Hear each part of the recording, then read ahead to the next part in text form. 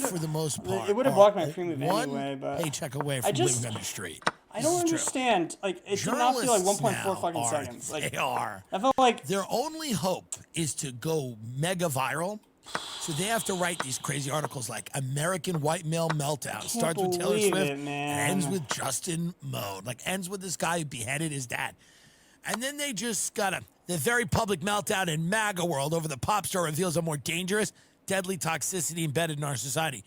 So they just have to conflate all these things. So they basically have to be like, if you don't like Taylor Swift, or you criticize her, or you say that maybe she shouldn't pick our president, you're almost at the phase where you're going to start decapitating members of your own family. And they have to write this. He can't take that. Now, I don't even know what this guy said. I only heard a few of what he said. I shouldn't say he made great points. I didn't listen to the whole 14 minutes. I'm sure he said things I don't agree with. But the whole thing is, I listened to like 3 things. But I thought he was kind of doing that RFK thing where he's like, you know what I mean? Like, State Street, Vanguard, they're taking all our money. I get, right? So I thought he was just doing that kind of that populist rhetoric, which everyone can get behind. Vanguard, BlackRock. I thought it was more like fuck BlackRock. But apparently some of it was racist. I don't know. But so here's what I want. Listen to this, right? A white utopia is nevertheless a fairy tale that lived on in the warped mind of a young man named Justin Moan. Retreated into Levittown's labyrinth inside his parents' home on Upper Orchard Drive when his 2014 degree in agribusiness management from Pennsylvania State University only resulted in a series of occasional McJobs. Call center. Jesus. Well, I mean, it's like these people. What? Can the media, by the way, can the media ever not like be cunts? Like, there's nothing that these people they're all almost dead. The media, they're starving. They're laying them off left and right. They can't do anything. They have a McJob. You have a McJob. You writing for the Philadelphia Inquirer, that is a McJob. So he calls a McJobs. He goes, only resulted in a series of occasional McJobs. Call centers, cubicle farms, a Jersey Mike's Subway shop. So by the way, if you work, just to give you an idea of what the media, what they think of you. If you work at Jersey Mike's and you make sandwiches for a living, the media thinks you are scum. They think you're scum. If you work at a call center, they think you're scum.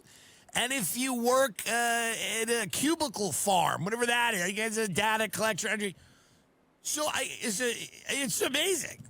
Over that decade, Moan made it clear what he blamed for the struggles that kept him living in his parents' house in his 30s. Affirmative action, which he believed meant he couldn't succeed as an overeducated white man. Overeducated or not, I'm like, well, deal with this. Moan apparently did his own research in an interesting online existence. That included a failed effort to launch a national militia in a YouTube video. In his most recent 14-plus minute production, Moan ranted against He has BLM, Antifa, oh my God, invasion of immigrants, LGBTQ activists, what the fuck and an overreaching, all-powerful federal government.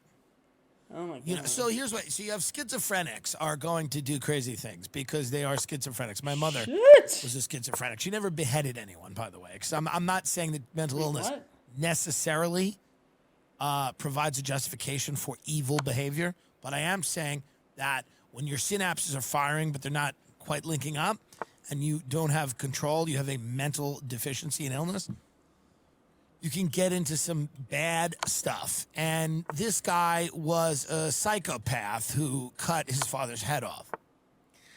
A lot of people are going to do things like this, and a lot of them are going to do it for a myriad of reasons. Some of them are political, social, cultural, whatnot. That, there's going to be these weird manifestos that these people write, and then people are going to glom onto them and say, this one proves. So what is it? Oh my God, it's the fish is protecting. What am I doing? How do I not notice that? If you criticize Black oh my Lives Matter, goodness. this guy What the fuck Black was Lives that? Matter, well, then you're this guy. You're cutting heads off. You just don't know it yet. Ridiculous. You just don't know it yet. Ridiculous. This is the exact same way they tried to beat Trump last time. The way to beat Trump was to let Trump be Trump and not go at him, not fight. Because when he's up against the ropes, he's great. He's amazing when he's up against the ropes. He's skilled. How did I do But towards that? the end of his term, and then after his term ended, he was kind of everybody in his inner circle. They were all fighting with each other, and he was kind